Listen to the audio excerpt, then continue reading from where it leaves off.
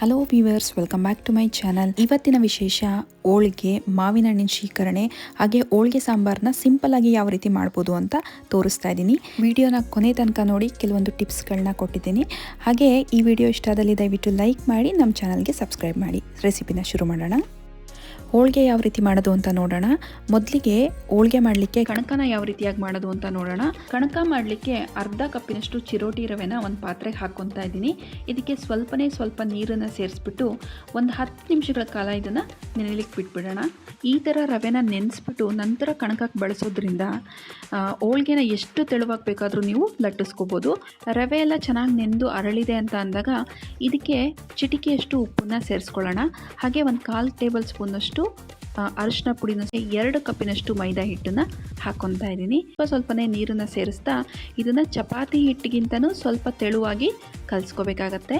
ಈ ರೀತಿಯಾಗಿ ನಾವು ಇದಕ್ಕೆ ಒಂದು 4 ಟೇಬಲ್ ಸ್ಪೂನಷ್ಟು ಅಡುಗೆ ಎಣ್ಣೆನ ಹಾಕ್ಕೊಂಡು ಇದನ್ನು ಚೆನ್ನಾಗಿ ನಾದ್ಕೋಬೇಕು. ಎಷ್ಟು ನಾದ್ಕೊತೀವೋ ಅಷ್ಟು ಚೆನ್ನಾಗಿ ನಮಗೆ ಕಣಕ ರೆಡಿ ಆಗುತ್ತೆ.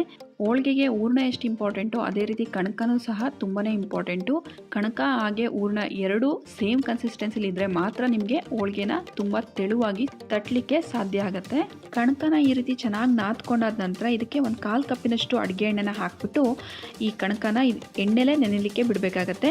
ಮಿನಿಮಮ್ ಅಂದರೂ 1 ರಿಂದ 2 ಗಂಟೆಗಳ ಕಾಲನಾದರೂ ಎಣ್ಣೆಲಿ ಈ ಕಣಕನ ನೆನೆಸ್ಬೇಕಾಗತ್ತೆ. ಈ ರೀತಿ ಮಾಡೋದ್ರಿಂದ ಹೋಳಿಗೆನ ಎಷ್ಟು ತೆಳ್ಳಗೆ ಬೇಕಾದರೂ ನೀವು ತಡ್ಕೋಬಹುದು. ಕಣಕ ಇವಾಗ ರೆಡಿ ಇದೆ. ಇದನ್ನ 1 ರಿಂದ 2 ಗಂಟೆಗಳ ಕಾಲ ನೆನೆಲಿಕ್ಕೆ ಬಿಟ್ಬಿಡೋಣ. ಇವಾಗ ಹೋಳಿಗೆ ಮಾಡಲಿಕ್ಕೆ ಸೆಕೆಂಡ್ ಸ್ಟೆಪ್ ಬಂದ್ಬಿಟ್ಟು ಹೂರ್ಣನ ಯಾವ ರೀತಿಯಾಗಿ ಮಾಡೋದು ಅಂತ ನೋಡ್ಕೊಂಬರೋಣ. ಹೂರ್ಣ ಮಾಡಲಿಕ್ಕೆ 2 ಕಪ್ಪಿನಷ್ಟು ತೊಗರಿಬೇಳೆನ ನಾನಿಲ್ಲಿ ಒಂದು ಪಾತ್ರೆಗೆ ಹಾಕ್ಕೊತಾ ಇದ್ದೀನಿ. ಸೊ ಇದನ್ನು ಚೆನ್ನಾಗಿ ತೊಳೆದು ನಂತರ ಇದಕ್ಕೆ ನೀರನ್ನು ಸೇರಿಸಿ ಒಂದು ಅರ್ಧ ಗಂಟೆಗಳ ಕಾಲ ನೆನೆಲಿಕ್ಕೆ ಬಿಟ್ಬಿಡೋಣ. ತೊಗರಿಬೇಳೆ ಜೊತೆಗೆ ಒಂದು 1/4 ಕಪ್ಪಿನಷ್ಟು ಕಡಲೆಬೇಳೆನೂ ಸಹ ನಾನಿಲ್ಲಿ ಒಂದು ಅರ್ಧ ಗಂಟೆಗಳ ಕಾಲ ನೆನೆಲಿಕ್ಕೆ ಹಾಕ್ತಾ ಇದ್ದೀನಿ. ಕಡಲೆಬೇಳೆ ಹಾಕೋದು ಕಂಪ್ಲೀಟ್ಲಿ ಆಪ್ಷನಲ್ಲು, ಬೇಕಿದ್ರೆ ಹಾಕ್ಕೊಳ್ಳಿ, ಇಲ್ಲಾಂದರೆ ಸ್ಕಿಪ್ ಮಾಡ್ಕೊಳ್ಳಿ. ಬೇಳೆ ಬೇಯಿಸಲಿಕ್ಕೆ ಒಂದು ಪಾತ್ರೆಗೆ ಸುಮಾರು 2 ಲೀಟರಷ್ಟು ನೀರನ್ನು ಹಾಕ್ಕೊತಾ ಇದ್ದೀನಿ. ನಾನಿಲ್ಲಿ 2 ಕಪ್ ತೊಗರಿಬೇಳೆ ಬಳಸಿರೋದ್ರಿಂದ 2 ಲೀಟರಷ್ಟು ನೀರನ್ನು ಸೇರಿಸ್ತಾ ಇದ್ದೀನಿ. ಸೊ ನೀರು ಸ್ವಲ್ಪ ಕುದಿ ಬರ್ತಿದೆ ಅಂತ ಅನ್ನುವಾಗ ಮೊದಲಿಗೆ ನಾನು ಕಡಲೆಬೇಳೆನ ಹಾಕ್ಕೊತಾ ಇದ್ದೀನಿ. ಯಾಕಂದರೆ ಕಡಲೆಬೇಳೆ ಬೇಯಲಿಕ್ಕೆ ಸ್ವಲ್ಪ ಜಾಸ್ತಿ ಟೈಮ್ ತೊಗೊಳುತ್ತೆ. ಹಾಗಾಗಿ ಕಡಲೆಬೇಳೆ ಹಾಕಿ ಒಂದು 5 ನಿಮಿಷ ಆದ ನಂತರ ನಾನು ಇಲ್ಲಿ ತೊಗರಿಬೇಳೆನೂ ಸಹ ಇದಕ್ಕೆ ಸೇರಿಸ್ಕೊತಾ ಇದ್ದೀನಿ. ಬೇಳೆಗಳನ್ನ ಬೇಯಿಸ್ಬೇಕಾದ್ರೆ ಫ್ಲೇಮ್ನ ಆದಷ್ಟು ಮೀಡಿಯಮ್ನಲ್ಲಿ ಇಟ್ಕೊಂಡು ಬೇಯಿಸೋದ್ರಿಂದ ಬೇಳೆನೂ ಸಹ ಚೆನ್ನಾಗಿ ಬೇಯುತ್ತೆ. ಸರಿಸುಮಾರಾಗಿ 8 ರಿಂದ 10 ನಿಮಿಷದೊಳಗೆ ನಿಮಗೆ ಬೇಳೆಗಳು ಚೆನ್ನಾಗಿ ಬೇಯುತ್ತೆ ಕೂಡ. ಸೊ ನೋಡ್ತಾ ಇರ್ಬೋದು, ಚೆನ್ನಾಗಿ ಕುದಿ ಬರ್ತಾ ಇದೆ. ಇವಾಗ ನೀವು ಸ್ವಲ್ಪ ಬೇಳೆನ ತೊಗೊಂಡು ಈ ರೀತಿ ಕೈಯಲ್ಲಿ ಇಚ್ಚಿದಾಗ ನೀಟಾಗಿ ಅದು ಕಟ್ಟಾಗಬೇಕು. ಆ ಥರ ಆದಾಗ ಬೇಳೆ ಚೆನ್ನಾಗಿ ಬೆಂದಿದೆ ಅಂತ. ಟೈಮ್ ಪ್ರಕಾರ ಹೇಳೋದಾದರೆ ನೀವು ತೊಗರಿಬೇಳೆ ಹಾಕಿ ಒಂದು 8 ರಿಂದ 10 ನಿಮಿಷದೊಳಗೆ ನಿಮಗೆ ಬೇಳೆ ಚೆನ್ನಾಗಿ ಬೆಂದಿರುತ್ತೆ. ಇವಾಗ ಬೇಳೆ ಹಾಗೆ ಕಟ್ಟನ್ನು ಸಪ್ರೇಟ್ ಮಾಡ್ಕೊಂಬಿಡೋಣ. ಇದಕ್ಕೆ ಒಂದು ಜರಡಿ ಸಹಾಯದಿಂದ ನಾನು ಬೇಳೆ ಹಾಗೆ ಕಟ್ಟನ್ನು ಸಪ್ರೇಟ್ ಮಾಡ್ಕೊತಾ ಇದ್ದೀನಿ. ಸೊ ಈ ಕಟ್ಟನ್ನು ಬಂದ್ಬಿಟ್ಟು ಒಬ್ಬಟ್ಟು ಸಾರು ಮಾಡಲಿಕ್ಕೆ ಬಳಸೋಣ. ಹೂರ್ಣ ಮಾಡಲಿಕ್ಕೆ ನಾವು ಬೇಯಿಸಿಟ್ಕೊಂಡಿರೋಂತಹ ಬೇಳೆನ ಒಂದು ಪಾತ್ರೆಗೆ ಹಾಕ್ಕೊಂಬಿಡೋಣ. ನಂತರ ಇದಕ್ಕೆ ಸುಮಾರು 3 ಕಪ್ಪಿನಷ್ಟು ನಾನು ಬೆಲ್ಲನ ಸೇರಿಸ್ತಾ ಇದ್ದೀನಿ. ಅಳತೆ ಪ್ರಕಾರ ಹೇಳೋದಾದರೆ ನೀವು 1 ಕಪ್ ಬೇಳೆ ಹಾಕಿದ್ರೆ 1.5 ಕಪ್ಪಿನಷ್ಟು ಬೆಲ್ಲನ ಬಳಸಬೇಕಾಗತ್ತೆ. ನಾನಿಲ್ಲಿ 2 ಕಪ್ ತೊಗರಿಬೇಳೆ ಹಾಕಿರೋದ್ರಿಂದ 3 ಕಪ್ ಬೆಲ್ಲನ ಹಾಕ್ತಾ ಇದ್ದೀನಿ. ಇದ್ರ ಜೊತೆಗೆ ಒಂದು 6 ರಿಂದ 7 ಏಲಕ್ಕಿನ ಈ ರೀತಿ ಸಿಪ್ಪೆ ತೆಗೆದು ಸೇರಿಸ್ಕೊತಾ ಇದ್ದೀನಿ. ಸೊ ಇದೆಲ್ಲ ಚೆನ್ನಾಗಿ ಮಿಕ್ಸ್ ಮಾಡಿ ಬೆಲ್ಲ ಎಲ್ಲ ಸ್ವಲ್ಪ ಕರಗಿದ ನಂತರ ಪಕ್ಕಕ್ಕೆ ಇಟ್ಕೊಂಬಿಡೋಣ. ಬೇಳೆ ಹಾಗೆ ಬೆಲ್ಲ ಬಿಸಿ ಇರಬೇಕಾದ್ರೇ ಇದಕ್ಕೆ 2 ಕಪ್ಪಿನಷ್ಟು ಕಾಯಿ ತುರಿನ ಹಾಕ್ಕೊತಾ ಇದ್ದೀನಿ. ಬೇಳೆ ಹಾಗೆ ಬೆಲ್ಲದ ಜೊತೆ ಕಾಯಿನೂ ಸಹ ಒಂದೋ ರೀತಿಯಲ್ಲಿ ಚೆನ್ನಾಗಿ ರೀತಿ ಮಿಕ್ಸ್ ಮಾಡ್ಕೊಂಬಿಡೋಣ. ಹಾಗೆ ಕಂಪ್ಲೀಟಾಗಿ ತಣ್ಣಗಾದ ನಂತರ ಇದನ್ನು ಒಂದು ಮಿಕ್ಸಿ ಜಾರ್ಗೆ ಹಾಕ್ಕೊತಾ ಇದ್ದೀನಿ ಈ ರೀತಿಯಾಗಿ. ಸೊ ಸ್ವಲ್ಪ ಬ್ಯಾಚ್ ವೈಸಲ್ಲಿ ನೀವು ಹೂರ್ಣನ ರೆಡಿ ಮಾಡ್ಕೋಬೇಕಾಗತ್ತೆ. ಎಷ್ಟು ಸಾಧ್ಯ ಆಗುತ್ತೋ ಅಷ್ಟು ನುಣ್ಣಗೆ ಈ ಒಂದು ಹೂರ್ಣನ ರೆಡಿ ಮಾಡ್ಕೋಬೇಕಾಗತ್ತೆ. ನುಣ್ಣಗೆ ರುಬ್ಕೊಂಡಿರುವಂತಹ ಹೂರ್ಣನೆಲ್ಲ ಒಂದು ಪಾತ್ರೆಗೆ ತೆಗೆದಿಟ್ಕೊತಾ ಇದ್ದೀನಿ. ಇವಾಗ ಸಣ್ಣದಾಗಿ ಉಂಡೆಗಳನ್ನ ಮಾಡಿ ಒಂದು ಪ್ಲೇಟಿಗೆ ತೆಗೆದಿಟ್ಕೊತಾ ಇದ್ದೀನಿ. ಹೂರ್ಣ ಏನೋ ರೆಡಿ ಆಯಿತು, ಜೊತೆಗೆ ಕಣಕನೂ ಸಹ 2 ಗಂಟೆಗಳ ಕಾಲ ಚೆನ್ನಾಗಿ ನೆಂದಿದೆ. ಸೊ ಇದನ್ನು ಸಹ ಚೆನ್ನಾಗಿ ನಾದ್ಕೊಳ್ಳೋಣ. ಎಷ್ಟು ಚೆನ್ನಾಗಿ ನಾದ್ಕೊತೀವೋ ಅಷ್ಟು ಚೆನ್ನಾಗಿ, ಅಷ್ಟೇ ತೆಳುವಾಗಿ, ಮೃದುವಾಗಿ ಹೋಳಿಗೆ ಮಾಡಲಿಕ್ಕೆ ಸಾಧ್ಯ ಆಗುತ್ತೆ. ಸೊ ಇದನ್ನು ಸಹ ಚಿಕ್ಕ ಉಂಡೆಗಳಾಗಿ ನಾನು ಡಿವೈಡ್ ಮಾಡಿ ಇಟ್ಕೊತಾ ಇದ್ದೀನಿ. ಈ ಹೋಳಿಗೆ ತಟ್ಟಲಿಕ್ಕೆ ನಾನು ಬಟರ್ ಪೇಪರ್ನ ಯೂಸ್ ಮಾಡ್ತಾ ಇದ್ದೀನಿ. ಹಾಗೆ ನೋಡ್ತಾ ಇರ್ಬೋದು ಹೂರ್ಣ ಹಾಗೆ ಕಣಕ ಸೈಜು ಯಾವ ರೀತಿ ಇದೆ ಅಂತ ನಾನು ಈಕ್ವಲ್ ಆಗಿ ತೊಗೊತಾ ಇದ್ದೀನಿ. ಅಂಗೈಗೆ ಸ್ವಲ್ಪ ಎಣ್ಣೆ ಹಾಕ್ಕೊಂಡು ನಂತರ ಇದರಲ್ಲಿ ಕಣಕನ ಇಟ್ಟು ಸ್ವಲ್ಪ ಸ್ಪ್ರೆಡ್ ಮಾಡಿ ಅದ್ರ ಮಧ್ಯೆ ಹೂರ್ಣನ ಇಟ್ಟು ಈ ರೀತಿ ಫಿಲ್ಲಿಂಗ್ ಮಾಡ್ಕೋಬೇಕಾಗತ್ತೆ. ಈ ರೀತಿ ಎಲ್ಲೂ ಸಹ ಕಣಕ ಕಾಣಬಾರ್ದು, ಆ ರೀತಿಯಾಗಿ ನೀಟಾಗಿ ಫಿಲ್ ಮಾಡಿಕೊಂಡು ಬಟರ್ ಪೇಪರ್ ಮೇಲೆ ಈ ಒಂದು ಉಂಡೆನ ಇಟ್ಟು ಅದ್ರ ಮೇಲ್ಗಡೆ ಸ್ವಲ್ಪ ಎಣ್ಣೆನ ಹಾಕಿ ಮತ್ತೊಂದು ಬಟರ್ ಪೇಪರ್ ಸಹಾಯದಿಂದ ಇದನ್ನು ಈ ರೀತಿಯಾಗಿ ನೀಟಾಗಿ ಸ್ಪ್ರೆಡ್ ಮಾಡ್ಕೊತಾ ಇದ್ದೀನಿ. ಎಷ್ಟು ತೆಳುವಾಗಿ ಬೇಕಾದರೂ ನೀವು ತಟ್ಕೋಬೋದು, ತುಂಬಾ ನೀಟಾಗಿ ಬರುತ್ತೆ ಈ ರೀತಿ ಬಟರ್ ಪೇಪರ್ ಯೂಸ್ ಮಾಡೋದ್ರಿಂದ.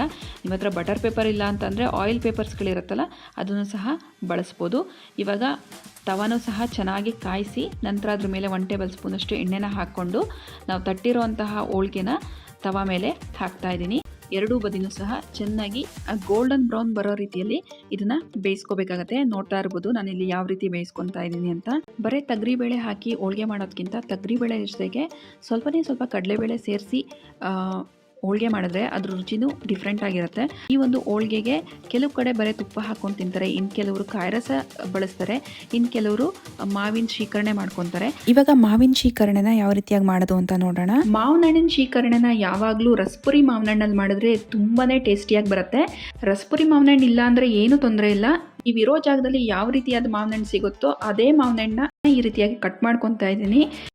ಮಿಡಲಲ್ಲಿರುವಂತಹ ಪಲ್ಪನ್ನೆಲ್ಲ ಒಂದು ಪ್ಲೇಟಿಗೆ ಅಥವಾ ಬೌಲಿಗೆ ಟ್ರಾನ್ಸ್ಫರ್ ಮಾಡ್ಕೊಂಬಿಡೋಣ. ಮಾವಿನ ಹಣ್ಣು ತುಂಬಾ ಹಣ್ಣಾಗಿ ಈ ರೀತಿ ಕಟ್ ಮಾಡಲಿಕ್ಕೆ ಬರಲಿಲ್ಲ ಅಂತಂದರೆ ನೀವು ರಸನ ಚೆನ್ನಾಗಿ ಹಿಂಡ್ಕೋಬೋದು ಕೈಯಲ್ಲೇ. ಸಣ್ಣದ ಪೀಸ್ಗಳಾಗಿ ಮಾಡಿ ಒಂದು ಬೌಲ್ಗೆ ಹಾಕ್ಕೊಂಡಿದ್ದೀನಿ. ಆದಷ್ಟು ಇದನ್ನು ಕೈಯಲ್ಲೇ ಲೈಟಾಗಿ ಸ್ಮ್ಯಾಶ್ ಮಾಡ್ಕೋಬೇಕಾಗತ್ತೆ ಈ ರೀತಿಯಾಗಿ. ಇವಾಗ ಒಂದು ಮಿಕ್ಸಿ ಜಾರ್ಗೆ 4 ಟೇಬಲ್ ಸ್ಪೂನ್ನಷ್ಟು ಬೆಲ್ಲನ ಹಾಕ್ಕೊತಾ ಇದ್ದೀನಿ. ಬೆಲ್ಲನೂ ಅಷ್ಟೇ, ಮಾವಿನ ಹಣ್ಣು ತುಂಬಾ ಸ್ವೀಟ್ ಆಗಿದ್ದರೆ ಬೆಲ್ಲದ ಪ್ರಮಾಣನ ನೀವು ಕಡಿಮೆ ಮಾಡ್ಕೋಬೋದು. ಜೊತೆಗೆ ಒಂದು 3 ರಿಂದ 4 ಏಲಕ್ಕಿನೂ ಸಹ ಸೇರಿಸ್ಕೊತಾ ಇದ್ದೀನಿ. ಹಾಗೆ ಒಂದು 4 ಟೇಬಲ್ ಸ್ಪೂನ್ನಷ್ಟು ಕಾಯಿ ತುರಿನ ಹಾಕ್ಕೊತಾ ಇದ್ದೀನಿ. 1/4 ಕಪ್ಪಿನಷ್ಟು ನೀರನ್ನು ಹಾಕ್ಬಿಟ್ಟು ಇದನ್ನು ಆದಷ್ಟು ನುಣ್ಣಗೆ ರುಬ್ಕೊಳ್ಳೋಣ.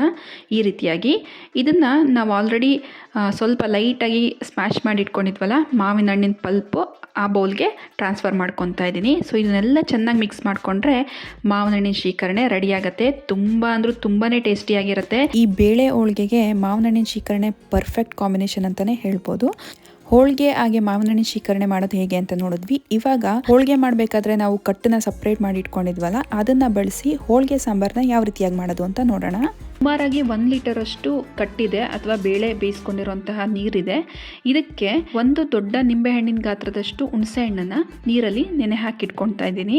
ಬೇಳೆ ಬೇಯಿಸ್ಕೊಂಡಿರುವಂತಹ ನೀರನ್ನ ಸಾಂಬಾರು ಮಾಡುವಂಥ ಪಾತ್ರೆಗೆ ಹಾಕ್ಕೊಂಬಿಡೋಣ. ಈ ಕಟ್ಟಿನ ಜೊತೆಗೆ ನಿಂಬೆಹಣ್ಣಿನ ಗಾತ್ರದಷ್ಟು ಹೂರಣ ಹಾಗೆ ಆಲ್ರೆಡಿ ನೆನೆಸಿಟ್ಟಿದ್ವಲ್ಲ ಹುಣಸೆ ಹಣ್ಣಿನ ರಸ ಅದನ್ನು ಸಹ ಸೇರಿಸ್ಕೊತಾ ಇದ್ದೀನಿ. 1 ಗರಿಯಷ್ಟು ಕರಿಬೇವು, ಸಣ್ಣದಾಗಿ ಹೆಚ್ಚಿರುವಂತಹ ಕೊತ್ತಂಬರಿ ಸೊಪ್ಪು, ಇದ್ರ ಜೊತೆಗೆ ಒಂದು 5 ರಿಂದ 6 ಟೇಬಲ್ ಸ್ಪೂನಷ್ಟು ರಸಮ್ ಪೌಡರು, ಹಾಗೆ ಒಂದು 1/4 ಟೇಬಲ್ ಸ್ಪೂನಷ್ಟು ಅರಿಶಿನ ಪುಡಿ. ಇದಿಷ್ಟನ್ನು ಸೇರಿಸ್ಬಿಟ್ಟು ಚೆನ್ನಾಗಿ ಒಂದ್ಸಲ ಈ ರೀತಿ ಮಿಕ್ಸ್ ಮಾಡ್ಕೊಂಬಿಡೋಣ. ನಂತರ ಇದನ್ನು ಸ್ಟವ್ ಮೇಲಿಟ್ಟು ಆದಷ್ಟು ಫ್ಲೇಮ್ನ ಮೀಡಿಯಮಲ್ಲಿ ಇಟ್ಕೊಂಡು ಈ ಸಾಂಬಾರನ್ನ ಚೆನ್ನಾಗಿ ಕುದಿಸ್ಬೇಕಾಗತ್ತೆ.